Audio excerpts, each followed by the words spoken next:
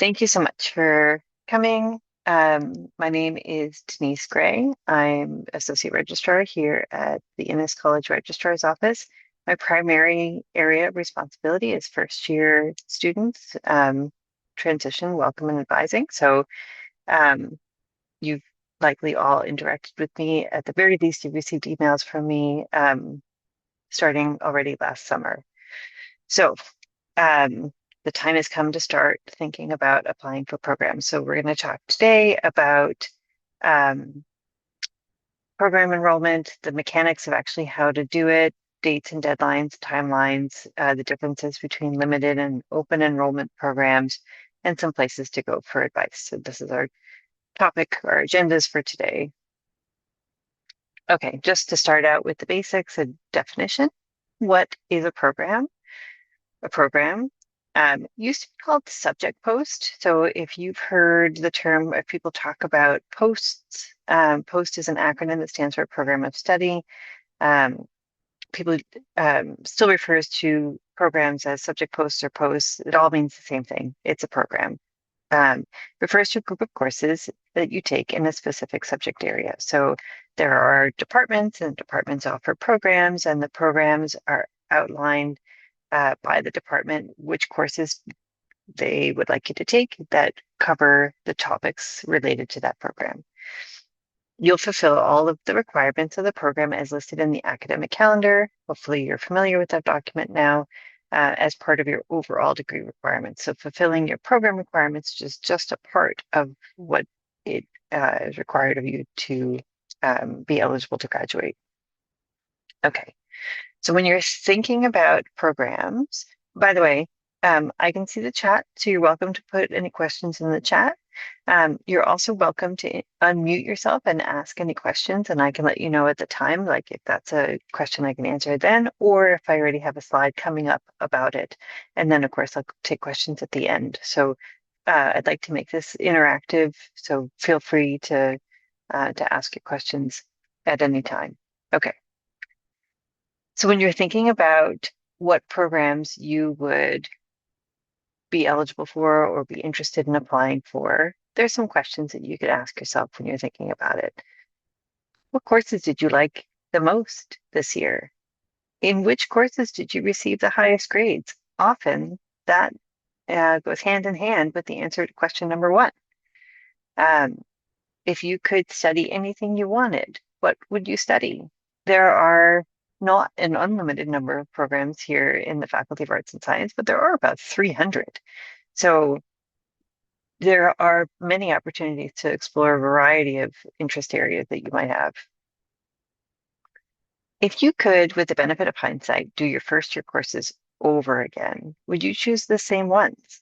So now that you have a little bit of experience, you know a little bit more about the kinds of courses that you might like, the ones that have a learning style that might jive with your particular learning style.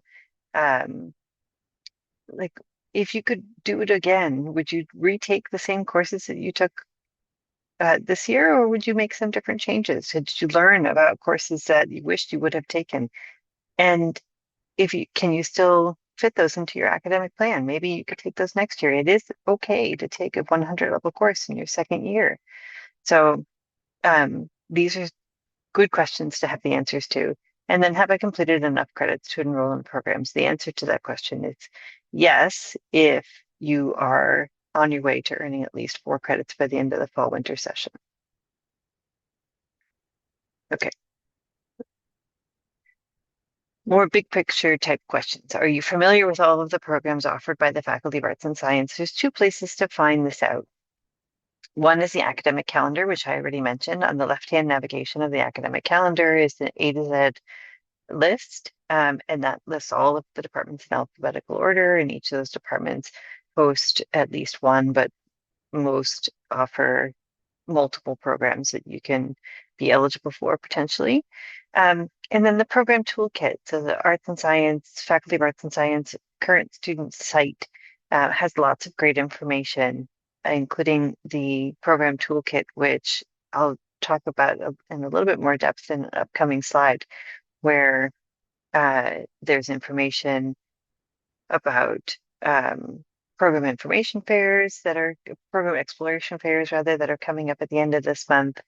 Um, all the details about the variety of programs that we offer in arts and science and whether they're open enrollment or limited enrollment. And if they're limited enrollment, do they accept students in both rounds of program enrollment? You'll know what all of those terms mean by the end of this presentation. And testimonials of videos of students who are currently in programs about what they like about their programs, contact information, dates and deadlines. It's a really good site. So check out that programs toolkit. Do the programs that you want to take have limited enrollment? Meaning, has the department set up some barrier for admission? So is there certain criteria that you need to achieve before you can get in? And do you meet that criteria? And if you don't meet that criteria, then what are your options? Is it take additional courses over the summer or next year so that you can meet that program? Or maybe there's a parallel program that's open enrollment where there is no barrier to admission that gives you some of the same kind of education and background. Are you interested in the courses that are required in the third and fourth years of your program? So as you've no doubt discovered, year one is really foundational. It's a broad introduction to the topics of what it is that you're studying. And many programs use the same foundational courses for years one and sometimes in year two as well. It really isn't until your upper years where you really get into the details of the program and that kind of content. So check ahead, see what's involved in the third and fourth year, and you may discover, oh, I'm not as interested in those topics as I thought I might be. I think I need to pivot and do something differently. And then ultimately, does your choice of specialist major or minor fit in with your long-term academic and career goals, right? Because in many cases, they're directly linked. What it is that you're studying makes you eligible for certain careers or jobs in the future. Okay, so where does programs fit into your overall degree requirements? So this is just a refresher. Hopefully this is all familiar to all of you. In order to earn your Honors Bachelor of Arts, or Honors Bachelor of Science, or BCom degree, you need to earn at least 20 credits at minimum, with at least 13 of those credits being at the 200 level or higher, with at least 6 of those credits being at the 300 or 400 level. You need to fulfill your breadth requirements, so that's those 4 credits in the one of the 5 different breadth categories, right? So you need to take either 1 full credit in 3 out of the 5 plus a half credit in each of the other 2, or 1 full credit in 4 out of those 5 breadth categories. Earn a cumulative grade point average of at least a 1.85, and then fulfill your program requirements. And so we're going to spend the balance of this presentation today talking about program requirements. All right, so I often get asked, I'm at the end of my first year, do I have to apply for a program? The answer is yes. So at the end of the session, remember there are 2 sessions per year. The fall and winter is 1 session, and the summer is a 2nd session. So at the end of the session, in which you earn your 4th credit, you must enroll in at least 1, but no more than 3 programs. So you have to. If you're not actively enrolled in the minimum combination of programs, by the time course enrollment for year 2 happens, which for 2nd year students will be on July 13th, ACORN will prevent you from enrolling in courses. So you absolutely have to be actively enrolled in one of these minimum combinations, either 1 specialist or 2 majors or 1 major plus 2 minors. This is what is minimally required. You can do more than this. You can do up to 3 programs with no more than 2 being a specialist or a major. So if you're doing 3 programs, at least 1 has to be a minor. Okay. Okay, so what is the difference among the three options, specialist, major, and minor? If you're pursuing a specialist, you're specializing. So it's your main focus. Um, Most of those 20 credits that you'll be taking will be in that singular specialized area. So it requires between 10 to 14 credits to complete. You need more credits than the other options at the 3 and 400 level, with at least one full credit being at the 400 level. Usually it's like a capstone research project that might not necessarily be required in a major.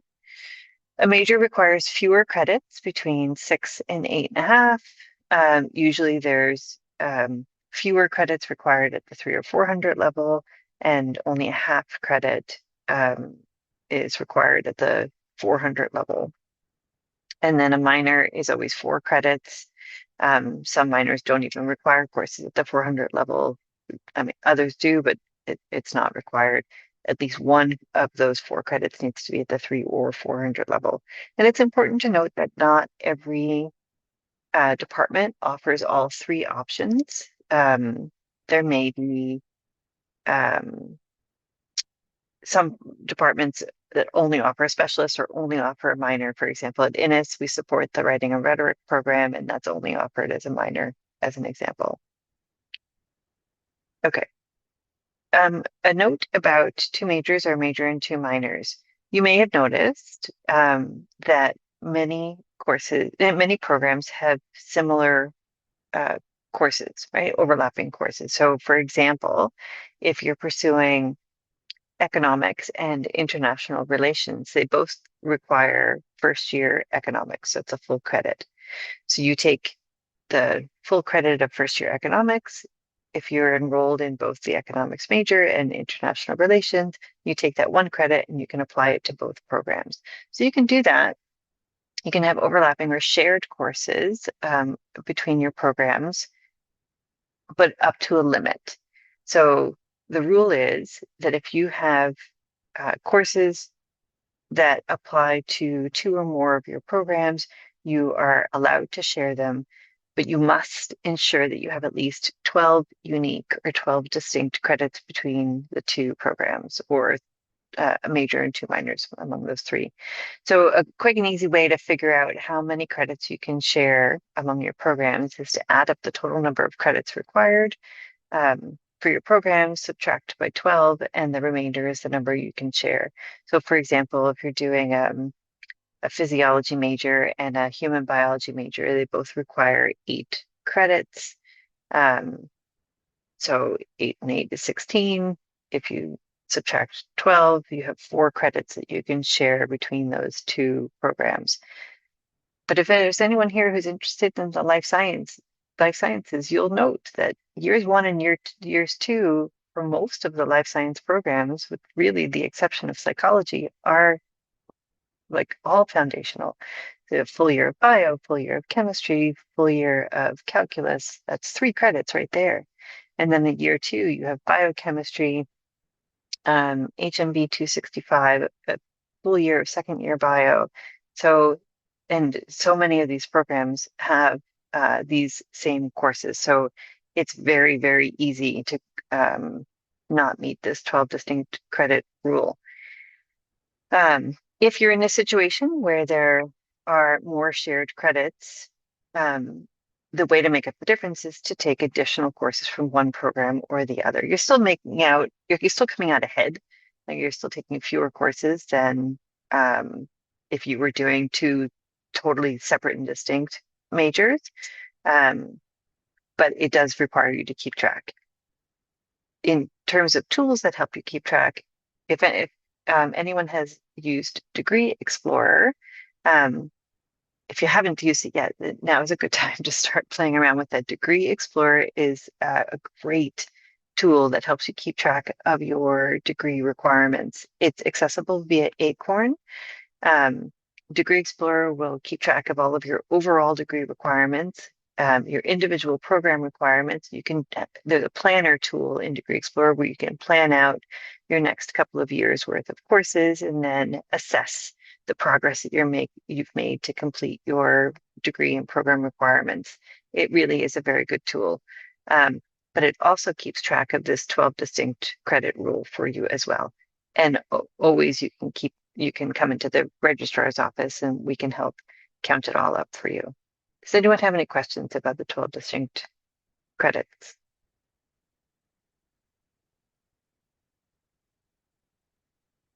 Okay. Okay. Whoops. All right. So there's two basic types of program, open enrollment programs and limited enrollment programs. We'll talk about open enrollment programs first. Also, they were formerly known as type 1 programs. So if you are talking to anybody who's been around for a while, they might refer to type 1 programs. This is what they mean, open enrollment programs. Open enrollment means there's no barrier to admission at all.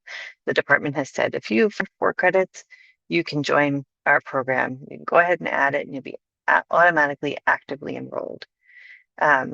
Remember that you can be actively enrolled in a maximum of 3 programs. So for open enrollment programs, you can enroll in a maximum of 3 because you're automatically actively enrolled. There's one enrollment period. It starts March 2nd and it closes September 21. So for that 6+ months of time, at any point within that window, you can add an open enrollment program to your record on Acorn. Even if there are first year required courses for the program, and if you haven't taken them, that's okay. You can still add the program. You'll still need to go back and take those required courses. For example, math is an open enrollment program. And if you wanted to pursue the math major, but you haven't actually taken any math courses, you can still add the math major as your program and be actively enrolled in it. But in order to complete it, you'll have to take the 100 level courses and progress the program as outlined in the calendar. Okay. All right. In the academic calendar, here's an example of the kind of language that you want to look for. All of the programs will give you a brief description and then give you a list of what the enrollment requirements are. And so for an open enrollment program, this is the messaging that you'll see. This is an open enrollment program. A student who's completed 4 credits may enroll in the program. That's simple. Limited enrollment programs get a little bit more complicated. So there's 2 different types of limited enrollment programs. Limited enrollment non-competitive and limited enrollment competitive, formerly known as type 2 and type 3 programs. Again, if you're talking to anyone who's been around for a while. For limited enrollment programs, there is some kind of barrier to admission. So the departments have laid out some criteria by which they'll judge whether or not you can be invited into that program if you've applied to it. And it's all listed in the academic calendar. So for a limited enrollment non-competitive program, the department will state very clearly what the requirements are. If you meet those requirements, you can be admitted into the program. So here's an example. Economics. So economics says, if you want to join our major, you need to take Eco 101, Eco 102, or Eco 105, and these are the marks you need to achieve at minimum, or one of these versions of first year calculus and earn these marks. And if you do that, you can join the program, no problem. If you apply for it and you meet that minimum, we will send you an invitation. For limited enrollment competitive, it's a little bit different. The departments may say, we have very specific courses or very specific marks by which you are required to complete, but meeting those marks or meeting that average of those marks, so it might be, we're going to look at these 3 courses and then calculate the average among the 3, and here's what we won't accept anything less than. But meeting that minimum requirement might not necessarily get you into the program. And to be even more opaque, not every department will tell you what minimum average they're looking for. So, and it fluctuates year over year. So Departments may say in their calendar page that they won't accept anybody with less than 75% among the average, but meeting that minimum requirement doesn't necessarily guarantee you admission to the program. Or they may just say, we're in past admission cycles, the expectation is that students will have an average of 80% among these courses. But again, it fluctuates. So it depends on the number of spaces the department has available in that given year. It depends on the applicant pool, right? The strength of the applicant pool. So they just don't know. Because there is an extra step, you remember for open enrollment programs, you're automatically actively enrolled. So for limited enrollment programs, you have a requested status, and then the department um, looks at what your marks are based on whatever their criteria is, and then we'll send you an invitation to join the program or a refusal. And so for the ones that you've been invited to, you need to take the extra step of accepting that invitation. So because of that, for limited enrollment programs, you can apply to as many as you like. You can accept up to 3, but you can apply to as many as you like, with the exception of a group of programs called collaborative life science programs. But I've got some slides coming up to talk about that. Some programs may also have a supplemental application, essay, or audition. So drama, for example, has an audition, so does music. Computer science and commerce have supplemental applications. So if you're thinking about applying for those and you're outside of the admission category, then you'll need to go to their websites to gain access and follow the instructions about applying for their supplemental application. If you're inside the admission category, computer science or commerce, you've already done the supplemental application. That was part of your application to U of T. Other programs, peace, conflict, and justice, education, society, they have supplemental applications as well. And most of the departments are very good about detailing the steps necessary to complete those supplemental applications on their websites. But you can, again, come to the registrar's office and we can help you if you can't find the information. All right. So, I showed you the slide already. This is for economics. This is a good example of a limited enrollment competitive program. So nutritional sciences says we're going to judge you based on your marks in Bio 120, Bio 130, Chem 135, and Chem 136, nothing else. So if you took math or if you took history or if you took whatever, those marks don't matter to them. They're only going to be looking at your bio and your chemistry.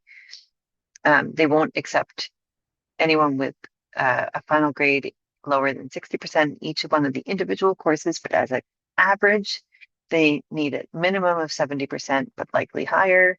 And I chose this as an example because it speaks to, let's say you're a transfer student, or let's say you are using advanced standing transfer credits from AP or IB in place of taking the course here, like bio is a good example. Then just know that because your transfer credit doesn't come with any mark, the way that the department will consider you is based on your entire academic record then. All right, I know this is a ton of information. I got a ton more to give. Does anyone have any questions about what I've covered so far? Good. All right. Remember, open enrollment programs, there's one application period and it starts March 2nd, closes September 21. For limited enrollment programs, there's 2 rounds. So if you are meeting the admission criteria for the program that you're interested in applying for by the end of the fall-winter session, you apply in round 1. Round 1 has very strict application date, starts March 2nd, closes April 24th. There's no points for being the first person to apply, just apply at some point within that window. Departments will wait for your marks to come in. They'll review whatever supplemental application they may have. They'll figure out how many spaces, and they will respond to requests for admission at some point between April 25th and June 5th. So sometime in that 6-week window. and you need to accept your offer of invitation to the program by July 3rd, or that offer goes away. If you're using this summer to meet the admission criteria for the programs that you're interested in applying for, then you apply in round 2. 2 things about round 2, and you can see the dates on the screen. 2 things about round 2. 1, not every department has a round 2. Some departments say we only do this during round 1. And if you are taking the courses necessary for admission to the program during the summer, then you have to wait to the following spring. So in this case, it would be spring 2027 to apply for the program. And the other thing about round 2 is that the results don't come in until the end of August / beginning of September. But remember, you still need to be actively enrolled by July 13th, which is your course enrollment day. Otherwise, you'll be prevented from enrolling in courses. So what you do in the meantime is add yourself to any open enrollment program. It doesn't have to be something you're interested in.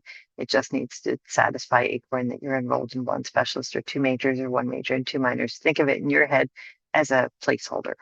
And then if you get into the program that you want by the end of the round 2, then you can drop that program placeholder and accept the offer of invitation for the program that you want. If there is a open enrollment program that is close to what you're interested in, that would be ideal. In one sense, it may give you priority access to the programs that you want. So life sciences, for example, the 200 level courses give priority access to students who are actively enrolled in the programs that need those courses. Well, there's a whole bunch of programs that need those courses. So add yourself to another life science open enrollment program so you retain the option to get priority access. All right. Collaborative life science programs. So for anyone who's in the sciences who's thinking about one of the collaborative life science programs, this section for you. Everybody else can take a break just for 2 minutes or so. Collaborative life science programs, there's 20 programs that fall under this category, or 20 departments rather, where the programs are administered in collaboration with the Faculty of Medicine. They're all limited enrollment programs. Nearly all of the programs, 15 out of the 20, only consider students in round 1. They're all limited enrollment competitive, and you can apply to a maximum of 6 of those. So remember how I said for limited enrollment programs, you can apply to as many as you like. For the collaborative life science programs, you can apply to a maximum of 6. You can still apply to other limited enrollment programs, but the ones that fall under this category is a maximum of 6. And I'll show you on the next slide what departments those programs fall under. You can also find this information from the program toolkit.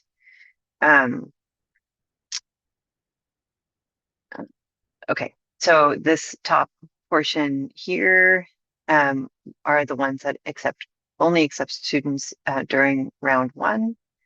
And the bottom section, these 5 programs only accept students, accept students both in round 1 and in round 2 of the program application period. Now, for limited enrollment programs that fall under the collaborative life science programs, there's actually 3 rounds of decisions that are released. So remember, for other limited enrollment programs, there's a 6-week window in which departments will respond to your applications. For the collaborative life science programs, there's 3 rounds.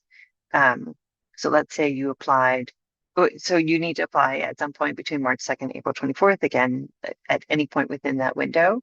And then there are 3 different decision iterations. So the first round of decisions will come out by the end of May, the last 2 weeks in May. And if you're invited to join a program during that decision iteration, you need to accept that offer during that round, or it goes away. And any collaborative life science program that you still have a requested status for, you'll be considered in the 2nd round and then in the 3rd round. Okay, so you can accept one, let's say in the first decision iteration, but you're really hoping to be considered for another one of the collaborative life science programs, and you get an offer for that in the second decision iteration, great, drop the first one and accept the one that you really wanted, that you got the invitation to during the second decision iteration.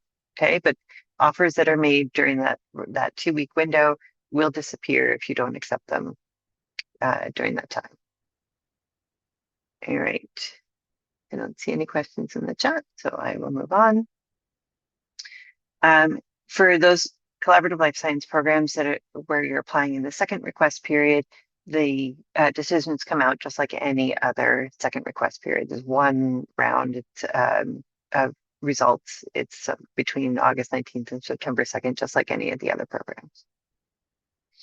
Okay, so additional opportunities that you can apply for that are not programs, but enhance your credentials, build some experience, potentially earn you money, and complement your learning and experiences in your undergraduate degree. Also may require you to apply at some point before the second round, or the second year. So I'll go through those here. ASIP, the Arts and Science Internship Program. So there are 18, I think, departments that have an ASIP eligible program. So these are regular programs that fall under the Faculty of Arts and Science, but they have, they're sort of enhanced by they're ASIP eligible. So if you're enrolled in an ASIP eligible program, you're eligible to apply for this ASIP opportunity. So you get admitted into economics, for example. I use economics as an example a lot. And you're interested in an ASIP opportunity, you can apply for ASIP. If you've been admitted to economics, you can apply for the ASIP version of the economics major. And what that does, if you get admitted to that, it means that in years 2 and 3, you are enrolled in additional non-credit courses that are more like professional development courses that you take alongside your academic courses. And then at the end of year 3, you get access to the jobs database where employers are looking to hire interns. You can do up to 2 different internship experiences for a total of 8 to 16 months. It's a paid work experience. It can be domestic, it could be international, where you're working for 2 semesters, or you're working for 2 semesters plus the summers for a total of 16 months, gaining some real world experience, getting paid for it. And then you return in your 5th year. So that work experience time happens during your 4th year. You return your 5th year to complete your 4th year's worth of courses. So it does add an extra year to your undergraduate experience, but you get some real hands-on work experience and get paid during that time. So it's certainly well worth looking into. The application period for ASIP is mid-June to mid-July, and you can go to the website and find out more information like, is the program you're interested in even ASIP eligible? Okay.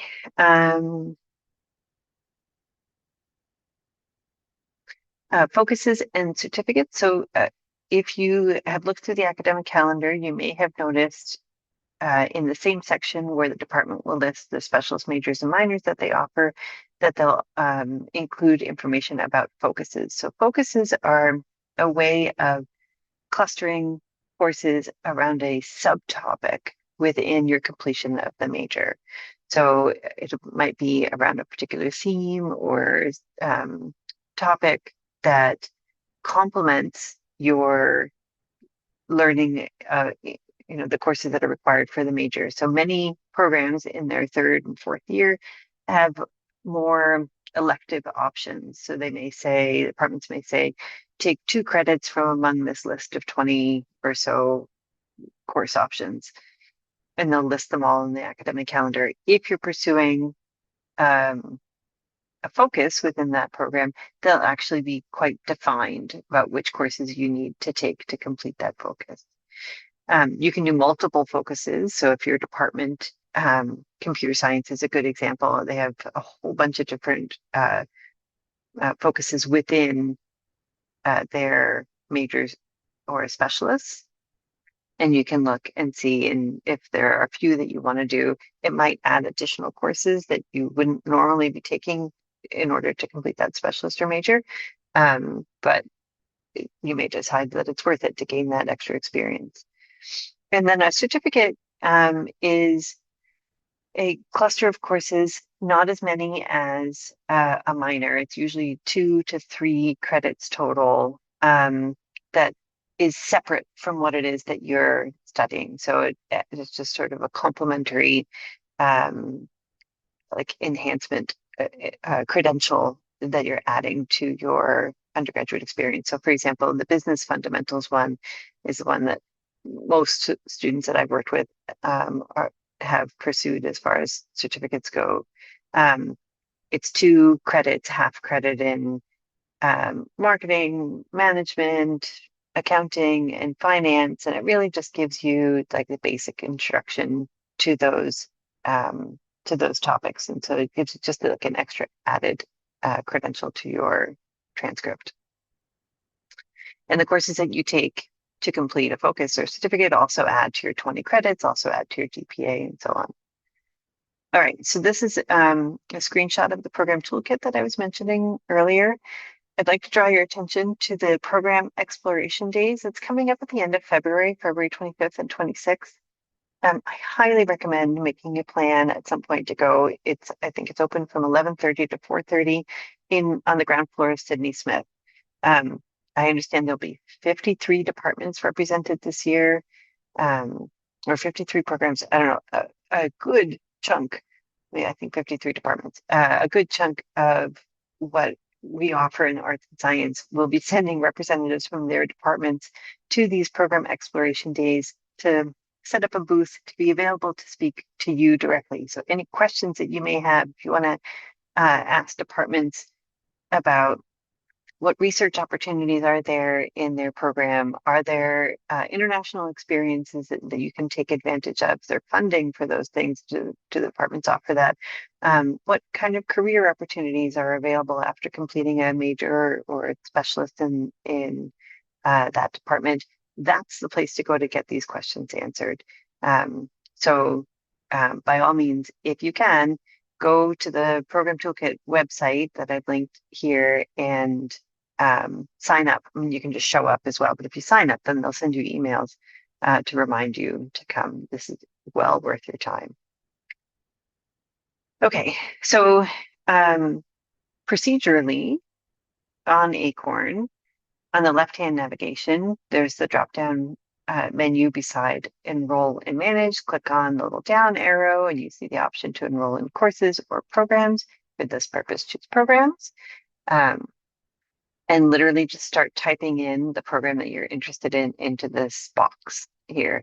Remember that Acorn is a shared program with several of the faculties here at the St. George campus and also UTSC and UTM. So if you start typing in chemistry, a few different options will become available to you, including UTM and UTSC. The only one that you're eligible to apply for is what's in the Faculty of Arts and Science at St. George.